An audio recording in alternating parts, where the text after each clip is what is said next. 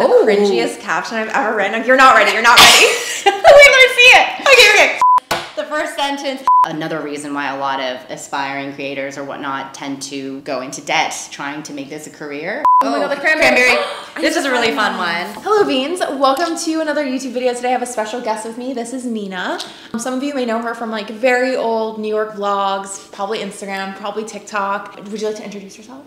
I'm Mina. She pretty much said that. We've known each other since early Instagram New York days. I feel like one of my first in real life Instagram friends. Yes. And I remember making a lot of very embarrassing cameos, I think, in your early YouTube. So yes. If you want to scroll back. Yes, yes. So today we thought it would be the perfect time to reflect on some of our old Instagram posts. I feel like this is a trend that's been going around for a while, but the other like month or so we were at Maru and we were scrolling back on our feeds and just reminiscing and cringing at some of our old content. So we're gonna cringe at some of our old photos together and give you the context because I feel like there's so much that, especially back then when like stories and reels weren't a thing, that like you'd never know were going on behind the scenes. Oh, because Instagram has gone through several eras of also what was popular and what type of content people were sharing, and we've been around since early. Like I started my blog in 2014, and the fact that you have a blog is like, that's a completely different, like nowadays people don't even have websites of their own. So we've been in the game for a very long time, which also means there's a lot of content out there that like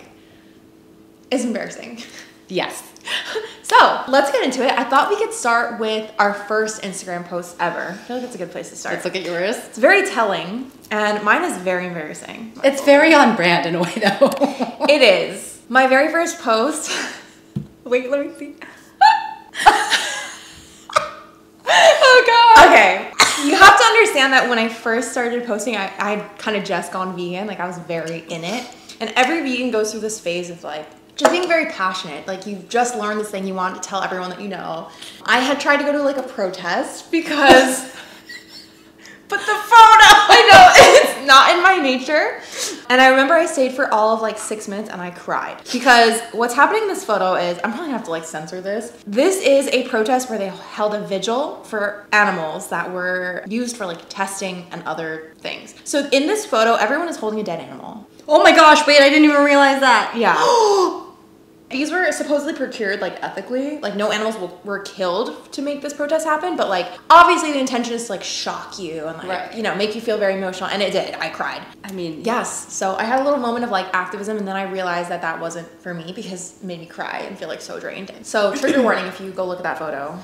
Okay. Your turn. All right, my first photo is not very exciting because it was just the logo for my blog back then, which... It's not cringe at all, actually. It's like so tame. But like, I mean, the logo, listen, design back then was a different thing. The aesthetics were interesting. Not hello at Instagram. Oh yeah, the caption is where this is at. Hello at Instagram. So excited to be launching today. Check out the website for all things #health and #wellness, #fitness, #foodiness, and other #inspiration. Okay, link in profile. Say though, I give you big props for like announcing your arrival on Instagram and like your blog. You're like, I'm here. Well, I had my personal page, and I was like almost a little too shy to be sharing this stuff with people who knew me IRL. Understand. On my personal profile, I was like going to be talking about vulnerable stuff like my eating disorder, like food, fitness, and all of this stuff. And I had definitely taken a career shift at that point because before that I was working in PR at a desk job, and then I had this whole like realization moment where I needed to reorder my life. And then I became a personal trainer, and then the blog was born. I think it was like a couple years after I became certified and became a nutrition coach too. So wanted to share my knowledge with the world because back then fitness media was like 6 ways to a six-pack in 6 days. Like that's what it was. And I was like, I hate this stuff. But I do feel like it's cool because like, I think the journey to start doing content for a lot of people is like almost an accident. Yeah. Like for me, it was like the opposite. Like I got exposed on my like private account. Oh, you're on your private account. So it's like, oh, okay, I guess we're doing this. But not a bad first post. Where do we start? I guess I'll try to go in like somewhat chronological order. The first order of business is like, why did I make these kale cookies? There's kale in this chocolate cookie. Okay, well back then, there were also so many Instagrams that were like kale and this.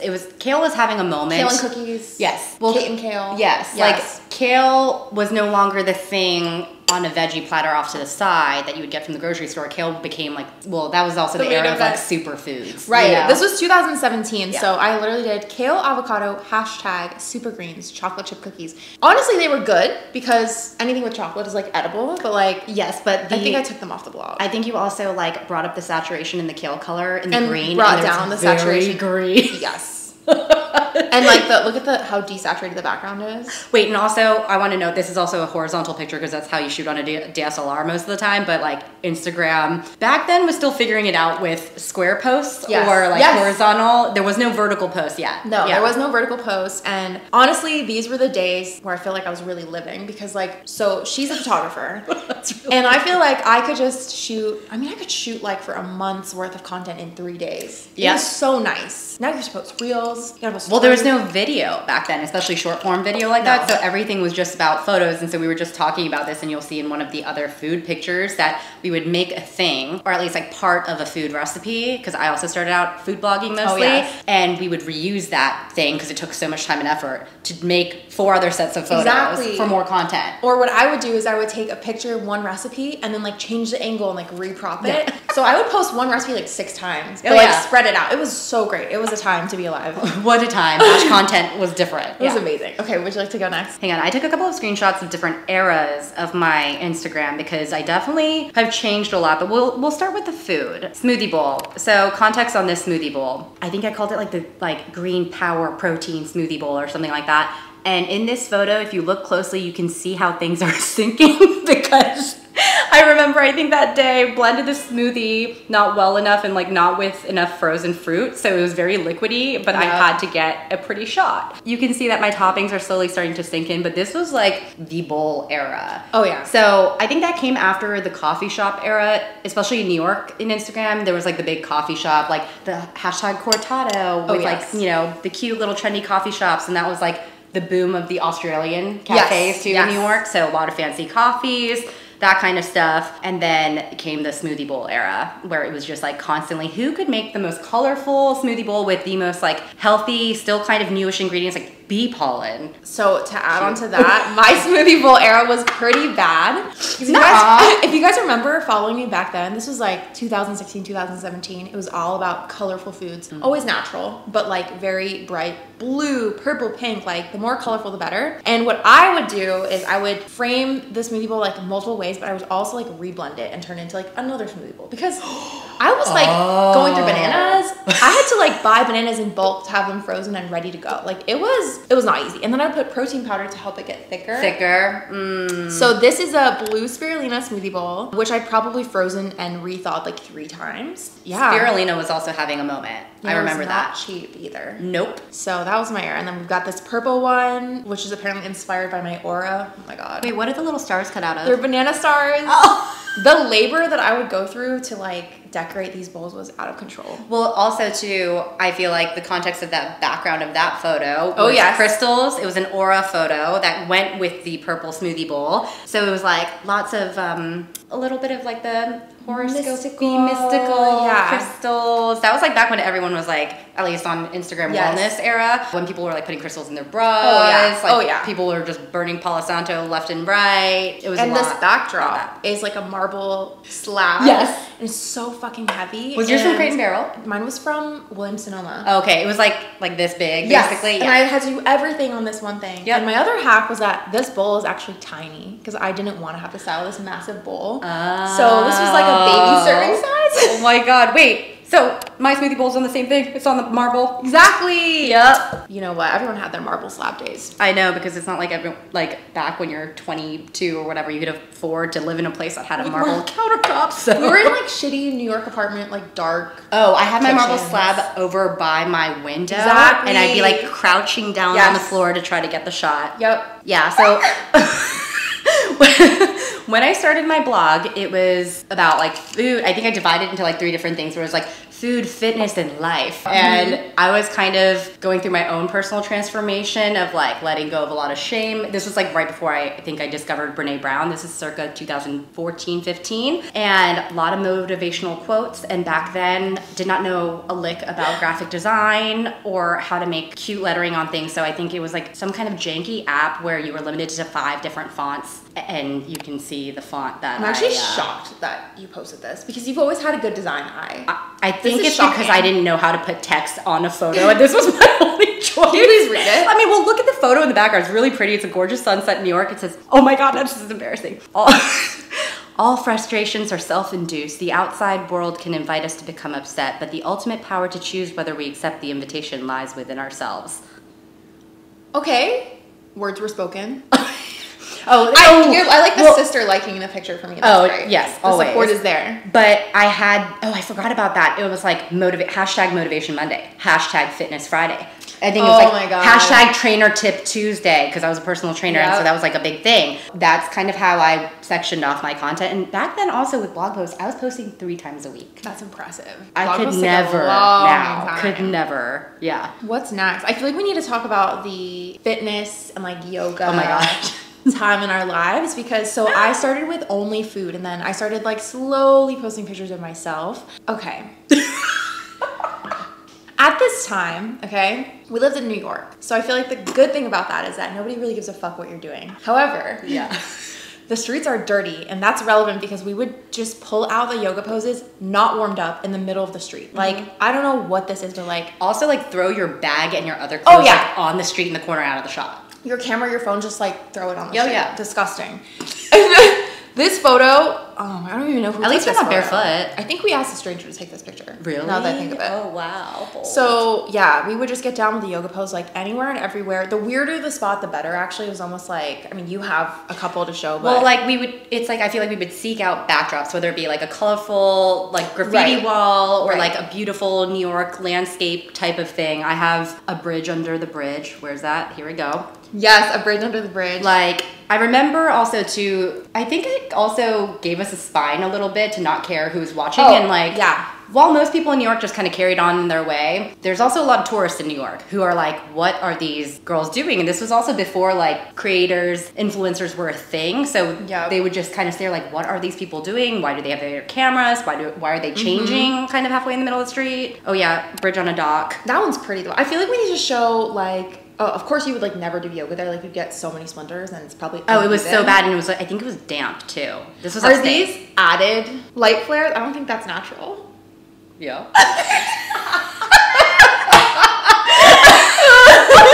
Saw me calling you out. I think this was like, I think I used the app A Color Story. Oh my God, was really popular. I remember A Color Story. Because back then too, I didn't understand how to Photoshop certain things. And so I would just use these like built-in effects. Some of them were something else. Let's see, what other yoga poses in public? Oh, we got to talk about like the duo ones that we used to do. The hanging monkeys. I will forever think of this as the hanging monkeys. Oh my God. We're at a studio, a workout studio that no longer exists called Project by Equinox. Remy and I have quite a height discrepancy, which you don't see right now. But when we're standing side by side, there's a big discrepancy. So we used to try to do like partner yoga and stuff, which was like cute, but we had to find unique poses that worked with our height differences. It was very difficult, but one benefit is you are more flexible in your back, so I feel like you could compensate, but like typically being the same height is preferred. Yes, but before we discovered what looked good, we decided to just, I don't know, hang from this bar. It's also so unflattering in terms of the fact that we both have like smiles like this because we're holding on, and you just look so much longer than me because you are. This is a terrible picture. Oh my gosh. And that was when you would wear that yellow sweater because you were kind of like, your feed was a little bit yellow. Yes. And so this is another thing is like, I feel like we would gravitate towards clothing items to always have something of our brand color like in the frame. Well, you had like, I think that's a light pink bra, but then you were also bigger into like the purple mauve. Yeah, back then. You had more purple and mauve going on. So and then this is important. So we would book out studios, and I will say, you know, these photos got reposted so much. Like it went pretty viral. Without our consent. Yes. And I think I have one here too. Like this one really that one really went viral. Yeah. And so we would just like sometimes buy sets, sometimes like borrow each other's. We'd sometimes ask brands to like gift us these yoga sets, and then we'd coordinate and we would just go to the studio and again, no warm up, just start like banging out like our most impressive yoga pictures, and like however bendy we could get, the more the better. We'd have like a duffel bag of like matching outfits and try to get through. I think we like shot through, you know, like at 8 least to 9 looks a day in an hour. In an hour. So we were sweating by the end. Yeah. But wait, important thing I want to point out with this one, with the handstand picture, is that we purposely angled the camera because again, you were taller than I am. Yes. So we purposely angled the camera to like make it look less obvious, even though obviously I'm still like shorter than you, but it was like a little less. Oh, and also just the plant being the third actress in the shot. I really think that like sold it, you know? This was a popular one too. That was a popular one. Yeah, and, the split with the... Yeah, absolutely. And I feel like it was impressive because at the time we would just post photos a lot on the grid. So like, again, it's like batching content. We were very productive and we would shoot each other's ads all the time. Yeah. So we'd be like, well, bring whatever you need. And we just like get it knocked out. Crank it out. Yeah. Yep. On that same vein, I feel like we should talk about the Varley shoot. Because I don't even know whatever happened with those photos. Great photos by Frankie. Oh my God, like gorgeous. But such an odd time. We kind of like, I feel like dipped our toes sometimes as content creators into almost like fitness modeling. Like I remember that I would get booked for like yoga shoots and like a lot of activewear brands. And we did this one where it was the 3 of us, Mina, Jules, and I. It was a really last minute ask too from the brand because they had like, I think they had gifted some random items before that. And then they rented out, this studio is in Soho and it was like, it was used, I remember I did like an ad shoot there with the brand on set, really gorgeous studio. And so they had rented it out for like, I think an hour and a half or something for Frankie to just like get through a ton of looks. Yeah. And they picked out our looks for us. Yeah, it was cute. I just like don't even know what ended up happening with those photos. Like I don't think they ever made it on their website. I don't think they were used for social. It was kind of like an awkward thing. But anyway, like it was strange in a lot of ways. Yeah, beautiful shoot. But along that vein too. Oh my God. Wait. What am I doing? Your butt cheek is like it was so uncomfortable. Balanced on the handlebar of this bike. This is my SoulCycle era. I was like very Oh yeah, you into did it. have a SoulCycle era. I would go multiple times a week, which blows my mind. Like I don't know how I did. But I would have to post because they did gift me classes for free. So it was like a partnership program. But this photo just like resembles to me like how wild the photos would get sometimes that we would do. Oh yeah. Like what possessed me to do this on top of a bike? I don't know. Also, like, you're not short, so that's like a lot of draping and a lot of like pressure on your spine. Probably just a friend who went to SoulCycle with you. For them. But I'll leave this one up because it's funny. I think it's funny. Oh my God. Okay. What would you like to do next? Oh man, here we go. Well, so there are different eras of my Instagram, and you can see that like my editing style has changed. It kind of bounced around a lot. Also too, because I was doing a lot of solo travel back then, because I kind of was in that era of my life, like reclaiming my independence and that whole thing. And so I integrated a lot of travel photos, and I was very big into making my feed feel unified. So you can kind of see that I went through different color schemes. Yeah. Autumnal nature colors were always my thing. I always gravitated kind of towards that. But it was a mixture of food, New York, a lot of New York stuff, and then travel. So there was a lot of that. Oh, and then baking. Baking was always my first love, and so definitely had a lot of that on my feed. I would do so many recipes around the holidays for like cookies and stuff like that, especially gluten-free ones, because back then there were like no good gluten-free anythings, because I have Hashimoto's and I stopped eating gluten back in 2000. Well, I fully stopped eating gluten in like 2016, 17. Before that I was cheating a little bit here and there, like during travel, but had a lot of recipe development. But I think that's kind of 2017 was when my food blogging era started tapering off, because I didn't find it sustainable to keep making recipes, and like everything I would eat that day, my nutrition would be based off what I had to shoot. And I was going through stuff with my health, with my Hashimoto's and everything, and so I couldn't keep up with that, and it wasn't sustainable for me. So that's when I started pivoting a little bit more to personal content. Because your food wasn't like Insta-worthy anymore. It was just like normal. No, it was like normal food. And so I was like, I need to eat this for my health, but it's not cute, you know? And it was just too much effort to be like cooking for Instagram and cooking for myself that day, especially because I was also launching a startup around then, which PTSD, we won't talk about that right now. Trauma. Tea, yes. Literally. Maybe for another YouTube. Or latte. Yeah. maybe for another YouTube video one day. But yeah, there were a lot of like solo pictures, and I was also still getting over my hump of being comfortable in front of the camera because I was always behind the camera before that. And so you and I feel like you can kind of tell in our feeds when we started feeling a little bit more comfortable doing that. Because yoga poses were easy because it's like you can see your face, you were creating an effect. It wasn't just like it was a shape. Yeah. And we both have like a background, I feel like, in gymnastics, like skating. Like it's more of like I don't know, it's just more natural for us than like full face shots or like fashion shots. I feel like we should talk about our trip to LA because we both have the same picture here. This was a really good trip. So we both now live in LA, obviously. We kind of moved here around the same time as well, which was really nice. But I think my first time ever in LA was with you that time. Okay. And that was for work for both of us. Yeah, I don't remember what it was. I think we just happened to both have shoots. Oh, it was for the Good Festival. Expo. Yeah. Oh, Good Festival. Good Festival. A lot of expos were going on, and I feel like that's been well, back then bloggers would go to like Expo West. Good Fest was a thing. Like there were multiple different things like that. These pictures slapped though. These are like so cute. I still post that on my feed. Me too. It's cute. Maybe edited a little differently. So this is on Melrose Avenue. I feel like the rainbows were still there like a year ago. I don't know about anymore. Yeah, I think so. I remember this day we'd like just run around. I feel like I had just quit my job around this time as well. I think it was right around that time. Yeah. And Mina was really like advising me a lot on like I would talk to her about it all the time. Like, I don't know if I should like leave my job. Like the security's not there. But anyway, we were like running around Melrose. I remember there was a really nice sunset this day as well. And it's funny because we were talking about how like back then I had no idea where we were in reference to like the landscape of LA. I had no idea where we were. And now whenever I walk through Melrose Avenue or I drive by, I'm like, oh my God. I remember we went and we walked like the whole strip and we like took pictures on all these like cute walls. Oh, what a time. Wait, also we rented for that trip specifically, we rented this like shared house Airbnb. It was so bad. We were in a room with other people and obviously we were like scurrying in and out like quiet little mice. We were on a budget. And definitely. We were not like... We were not comfortable. No. Not at all. And so we had split the cost of that shared room Airbnb, and us being New Yorkers, we'd like look up something on Google Maps and be like, oh, it's only half a mile, we're gonna walk. And people would stare at us because in LA, nobody was walking. And so we would just walk all the way, and we were like lugging groceries and stuff, went to Erewhon for the first time. Our first Erewhon I remember I like almost passed out at the prices. You know what's funny is like I don't think I paid much attention to it because like I was just like there are only a few vegan options, like that's what I was looking at. Yeah. Like, what are the vegan You're like, options? I had to eat.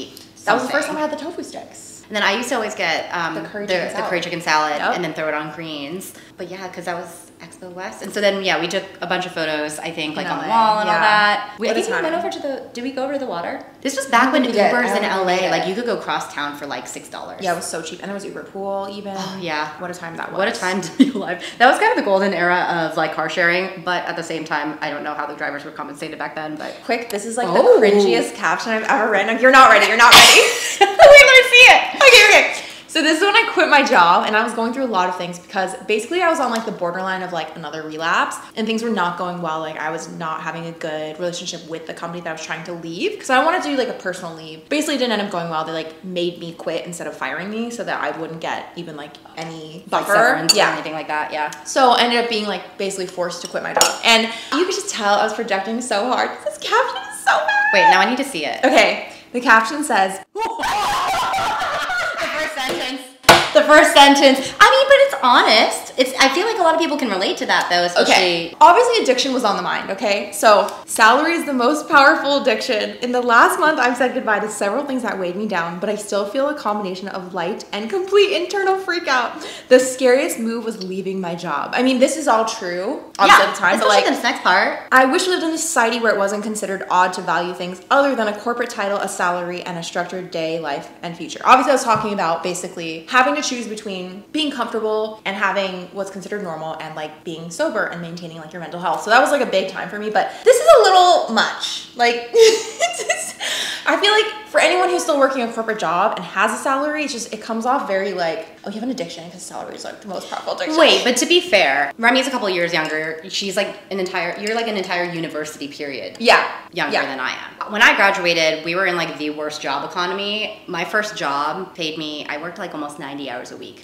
because that was... And you were in marketing too. Guess how much my salary was for that? I will proudly say this. 30? Huh? 50? 33. And guess what? No, 30. I was closer to 35 and I remember being get an apartment. I remember being told that I was lucky to be receiving that as a graduate and this being my first job by that woman who hired me, because that was more than the typical starting salary because my resume was good with my internships. I think they typically paid like $28,000, which I don't even think is legal. Oh my God. Yeah. So to be fair, back then it was also like the lean in era. It was very much advertised that like work, climbing the ladder, all of that stuff was to be valued the most. And so then I also think that that swung into an era of a lot of people being like, be your own boss and like quit, chase your dreams and stuff like that, which is really idealistic and like it is not necessarily wise advice in a lot of ways. This is my burnout it's era. really because it's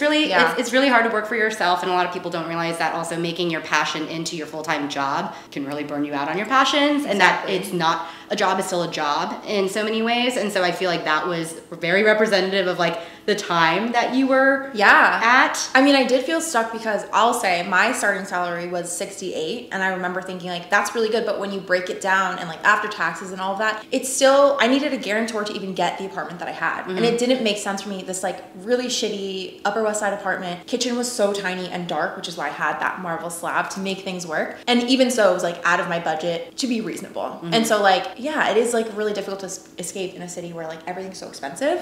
So anyway, that was the time. It's so funny thinking back to our time living in New York, and especially like if you've lived in New York, especially in your early 20s, and you don't come from like generational wealth and whatnot, there are so many things that I did and lived. I'm like, how did I even do anything remotely fun? But it also makes me kind of like look to a lot of younger people in their early 20s, like post-grad, doing a lot of like really fun things I couldn't have even imagined doing. Maybe because I lived in New York, but yeah. What else do we have? Oh my God, you look like such a baby here. Yeah, that's really weird. You look like such a baby. Oh, and you have... Oh yeah, my old agency. So I remember at this time I was trying to squeeze in like as many things as possible. Yeah. So it was like these glasses that I really liked, my friend's juice, and the shirt. And I was like, how many things can I squeeze into one? How many tags can you fit into one photo? Yeah. I was very heavy on like I want to support all my friends and like all these businesses I like. So not the nicest photos, literally just a selfie. No, it's really funny also too because around that time, when was that? Like 2018? No, like your corporate job quitting. Oh, corporate job. That was like 2018-ish? Yeah, so that was the time that I was pivoting from food, but I was still doing like freelance stuff. Like Bonza, I was one of their first food photographers, and so I would like create recipes for them. And back then, LOL, before this industry became a thing, like the freelance writing that I did back then, I was sometimes paid nothing, you know, but I just wanted the experience, so I was like willing to do all that stuff. But I had a lot of fun doing this. I remember I batch shot, I think it was like 7 different recipes when they launched their new shapes. And so I loved doing this stuff because food styling and food photography, I still love that. It's just not incorporated into my day-to-day. Oh, remember our Reformation try-ons. I must say, we are both wearing Reformation today. We have loved Reformation since day one. Yeah, like we didn't plan on this, and also this is just really funny that I'm back in. And I feel like we used to be, I mean, we do both care deeply about sustainability, I feel like, but at that time I was so hard on myself because... Oh yeah, like no single-use cups ever. Yeah, being like in that vegan space especially, I feel like you get scrutinized a lot. And when I would use a straw, like I remember I'd have to post almost like an apology on my story, like, I'm using this straw today, like so sorry, but like I didn't bring anything with me. It's like something stupid like that. It was crazy. That was a lot of when I feel like the sustainability world was putting a lot of emphasis on individual responsibility, which is important,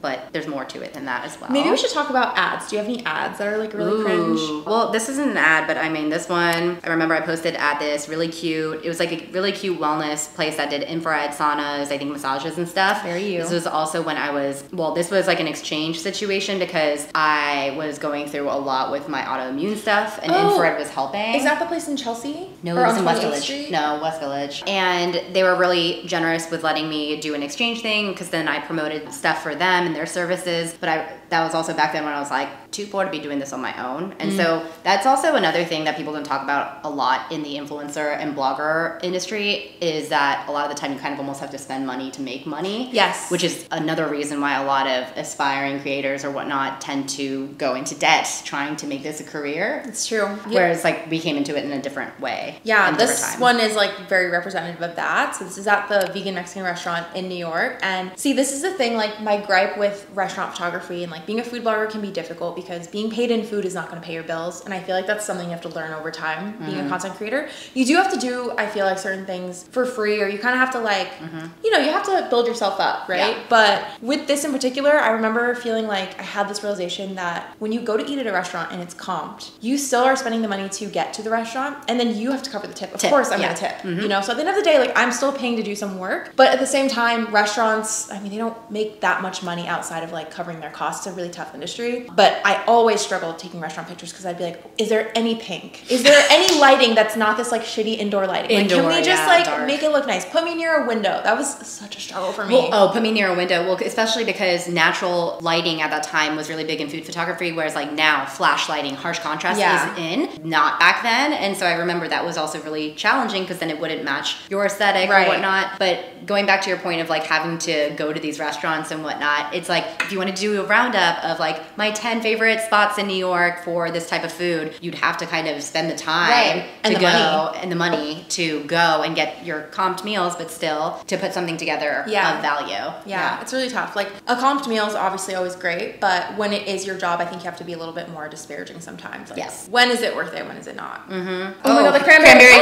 This is a really fun one. I went to the Midwest for Carmex. Because they, like, it was so cool because they were launching their, like, cranberry lip balm. And so they took us to this cranberry, I think it's called a bog, right? Cranberry bog, Yeah, so this one's really cool. And we went with I went with our mutual friend, Steph. And that was really fun. It was a really cool trip. And this was kind of when I think brands were starting to put their efforts and their budgets towards experiential things, because then you would be promising a certain amount of content as a part of the contract during that experience, you know, like throughout the days. Are we doing like a tour of their like factories? Are we doing that kind of stuff to show those behind the scenes of what goes into their product, which I think is still really valuable because like you did a Cascadian Farm one too in Seattle. And I think that's really valuable because I learned a lot about like regenerative farming and I was very excited to share that information, sponsored or not, because I learned so much about like crop rotations and how important these things are and how they affect our food. Which, speaking of which, Cascadian Farm, there's my skillet for them. That was a recipe I developed for them as part of a partnership. Yeah, that was a really cool time. I feel like you and I were traveling a lot together for brand trips. Took so many brand trips together and it was so much fun, and like it would almost be a treat because we could see our other friends who were also content creators. It was also really nice to go on like trips with other content creators because everyone was so willing to help each other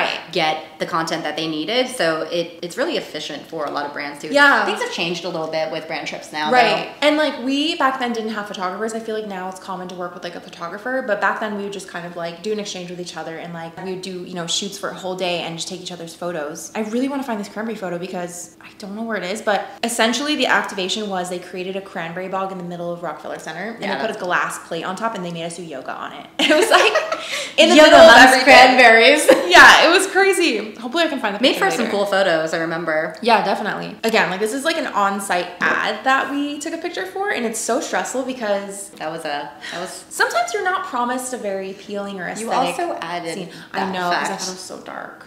I was like, I don't want this photo. But love these girls. This is Claire, Fitty Britty, Rachel, and I, and we had to like create content together. So we're like, let's take a picture together. Oh my god, this is like the worst photo ever, but it's pretty bad. But we got to go to Chicago, so. But I feel like, I also do feel like those experience things are fun to post about anyway. Yeah, so absolutely. Regardless of the content. Fun memes. Is there anything else? No, I think I took a lot of screenshots of my grids, which you will see here, about how like things change. And I've always been a photographer, and the thing is, what I post to my feed and what I post to my Instagram isn't necessarily like my personal way that I would shoot when it comes to photography or the things that I am personally drawn to. It's more about what type of value can I offer on Instagram and like what makes sense there. But this is like when I feel like I started to kind of enter like more aligned at least with my own personal aesthetic. More like moody. I remember you texted me once and you're like, I'm just posting like what I want to post. Like I'm posting pictures that I like, not like what I know is going to perform well. Well, because before it was like all about the light and bright photos performing well. Nobody wanted to see dark colors or contrast, and I'm like, this is not me. But this era was COVID era, Panini era.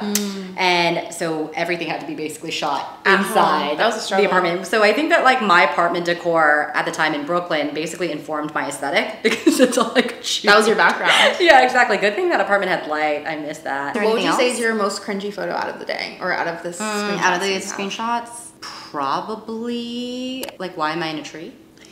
Okay, mine is gonna be this ad that I did for the supplement company, and I guess I just thought that doing a yoga pose behind it was like solid. It's not that bad. It's like, no, actually, I feel like, no, the light bulb is more cringe. But the yoga with the supplement thing, I feel like that there's a lot of people who do that content now. It's just, the vibe was this. When you took an ad with a product, it was either this, covering one eye. I don't know why. It was. I have so many cosmetics. It was putting it on your head. Like, ooh, so cringy. You did the head thing a lot. Yeah, you would do like, literally. With a little wink. So anyway, that concludes today's video.